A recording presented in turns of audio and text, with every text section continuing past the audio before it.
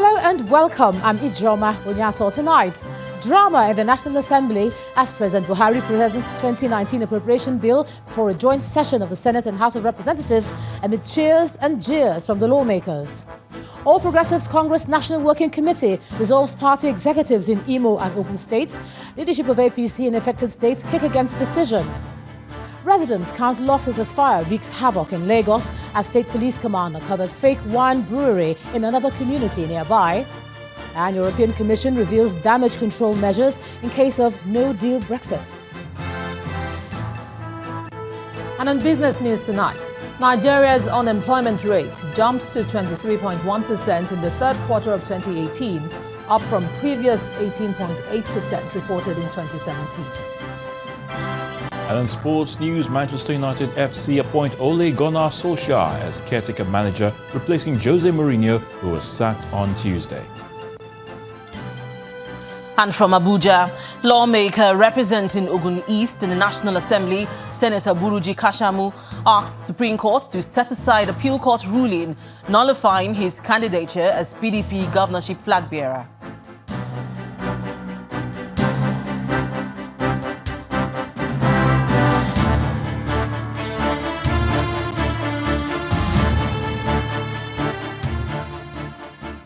We begin tonight with the presentation of the 2019 Appropriation Bill by the President to a joint session of the National Assembly amidst hails and boos from lawmakers of opposing parties.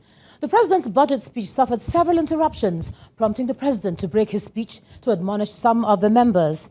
President Buhari presented a budget estimate of 8.83 trillion naira based on an oil benchmark of $60 per barrel, production capacity of 2.3 million barrels per day, an exchange rate of 305 naira per dollar, among other indices.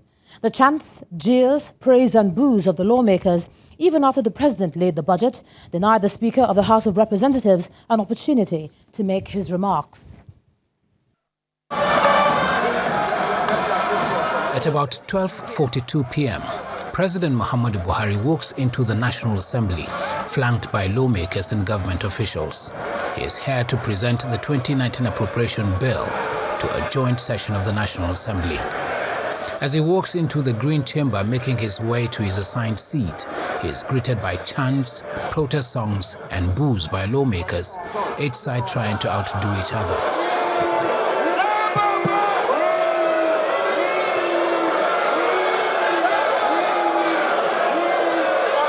This is the first time a president will be presenting a budget to an opposition-led National Assembly since the return of democracy in 1999.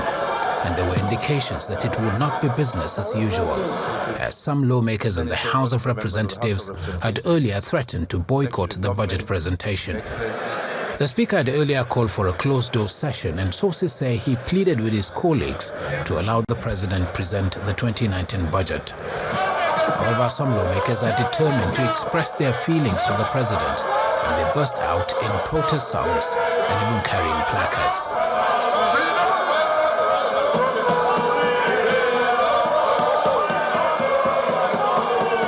It's time for President Buhari to present the budget, and he touches on issues of insurgency, the farmers' herders' crisis, fight against corruption, and many more.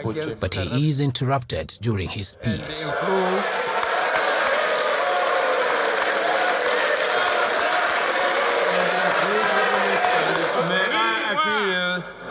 To the honorable members, that the world is watching us, and we are supposed to be above this. Amidst the rowdy session and charged atmosphere, the president spoke on under-recovery or subsidy in the oil sector and his plans for implementation of the national minimum wage.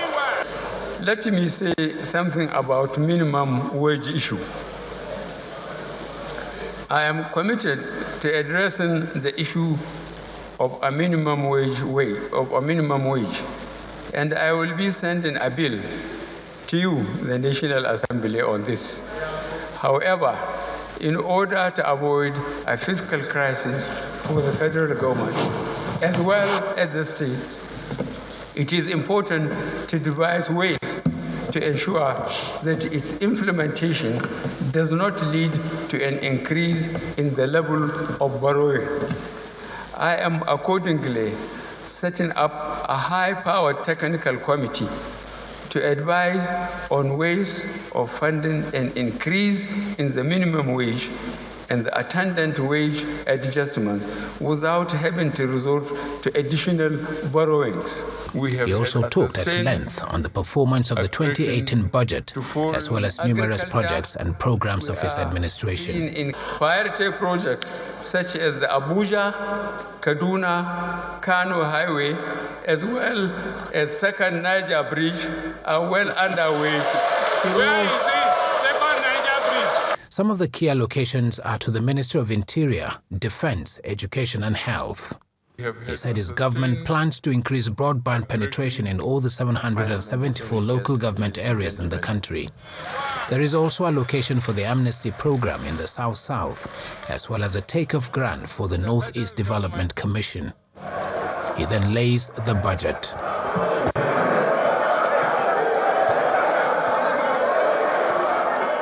From then on, there was no coming down for those for or against.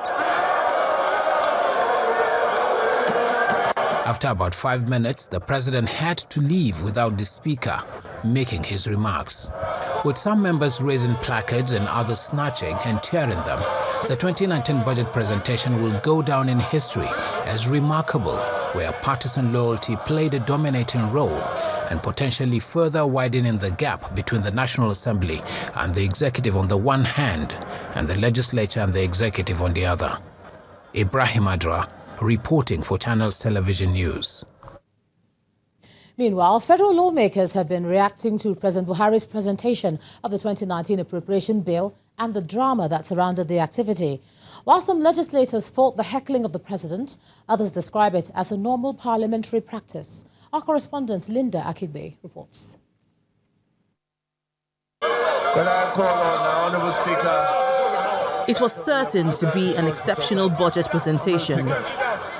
It's the first time a president is presenting a budget to an opposition-led National Assembly since the return to democracy in 1999. Some lawmakers in the House of Representatives had also threatened to boycott the president's budget presentation over comments purportedly made by the Minister of Budget, Udo Udoma. It appears lawmakers jettisoned the boycott, choosing instead to vent their anger loudly during President Buhari's budget presentation. But the president's supporters were just as loud and insistent as the opponents.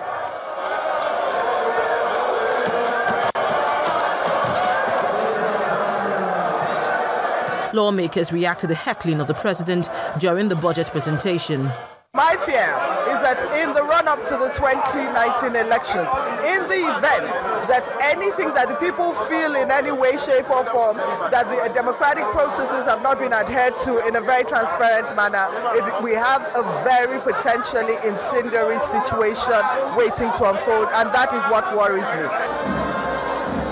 Legislators also evaluated the 2018 budget performance, and some expressed concern over revenue shortfalls and the implications for the 2019 budget. My only fear is the fear of implementation. I've always mentioned it. Implementation is very key. And how can you implement? You can't implement if you don't have good funding. It mentioned that too. The several areas that are going to have interventions through sukuk and through maybe selling the Nigerian bonds abroad. This has been well accepted before, and I don't see any reason why this should. The dust raised over President Buhari's presentation of the 2019 budget will die down in the coming days. And it's over to the National Assembly to begin legislative work on the budget and work towards the passage. This is where the hard work begins, and often where the executive and the legislature bicker. But with the 2019 general elections in February, there are fears that the legislature and indeed the executive may not devote as much attention to the budget until after the elections. The National Assembly would now... Let's take a deeper look at today's budget presentation. Joining me live from Abuja is the Director General of the Lagos Chamber of Commerce and Industry, Mr. Muda Yusuf. Thanks for joining us on the news at 10. Thank you very much, Ijoma. Good evening. Okay, let me just start off from what played out as the president tried to make that presentation. You know, for a sitting president to be heckled like that, what do you make of the conduct of the distinguished lawmakers today? Well, I don't think that was a distinguished conduct. We have been in this democracy for almost 19 years, unbroken. And one would have thought that by now, we will have matured in the way we do things, in our conduct and all of that. So the conduct today, I think, is not something that, that projects the National Assembly in good light. I think they could do much better than what they did today. And when you look at the proceedings, the gavel was totally ignored today. You know, the chief whip did his best, you know, as the president was speaking about the gains in the economy, you know, talking about how the economy is out of recession. Is there any truth to that? Does this budget of continuity reflect the sentiments of the lawmakers? That's what I mean, rather than truth. Does it reflect their sentiments? Well, I think what has played out is more of the politics of it, rather than the facts of the figures or the numbers. You can see the dichotomy, the way those who are cheering and those who are booing the president and so on. It was sharply divided along partisan lines.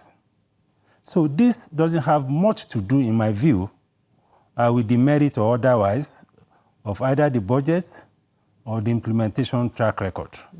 I think there are some other underlying factors that must have been responsible for this conduct. So it's about politics, by and large. That is the way I see it. Okay, when you look at the budget in the end, I mean, it was laid at last, in spite of everything that happened. There are lower figures in this budget compared to 2018. You see recurrent at 4.04 trillion, and I think capital at 2.031.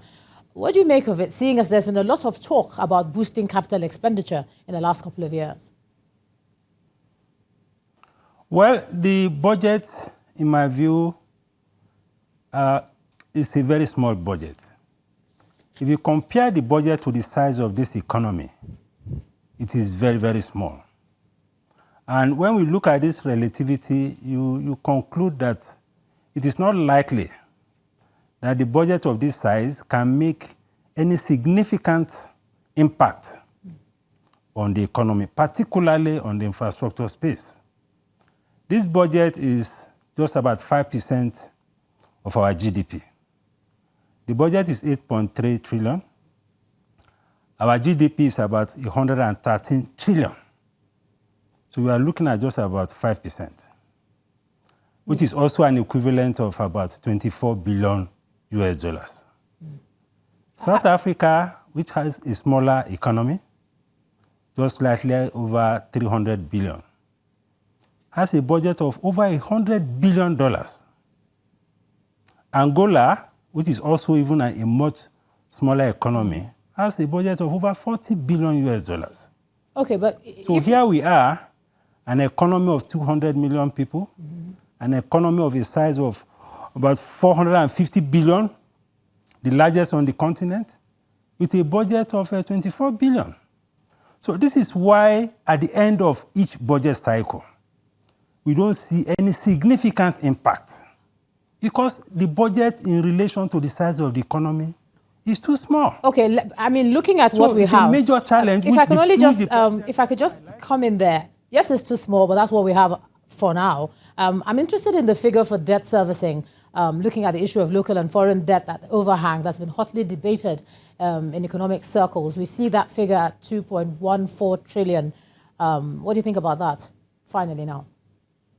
Yes, the figures are large relative to the entire numbers. But you see, when you have a small pie, by the time you take out recurrent expenditure, which is about 4 trillion, by the time you take out the debt servicing, which is also 2 trillion, what is left in the budget? The total revenue in this budget is 6 trillion. The recurrent expenditure plus the debt servicing is also 6 trillion. So what that is telling us is that the entire revenue is being consumed by both recurrent and debt service. So that means for you to invest in capital expenditure, you have to borrow. So it's a very serious situation. It's a major issue. It's a very fundamental issue, which touches on the structure of the economy and the way the economy is being run. And I must say that this is a major structural problem. It's not just an issue of the Buhari regime. This is something that's been cumulative over the years. Yes. So we need to deal seriously with the issue of funding because the government doesn't have the capacity to fund this economy, all right, given the size of this budget. Yes, I'm afraid we're going to have to leave it there. Director General of the LCCI, Muda Yusuf, thanks for joining us and sharing your thoughts on the news at 10 tonight. And in part 2, after the break, APC leaders in Imo and Ogun states kick against dissolution order by the party's National Working Committee. That's in a moment. Do stay with us.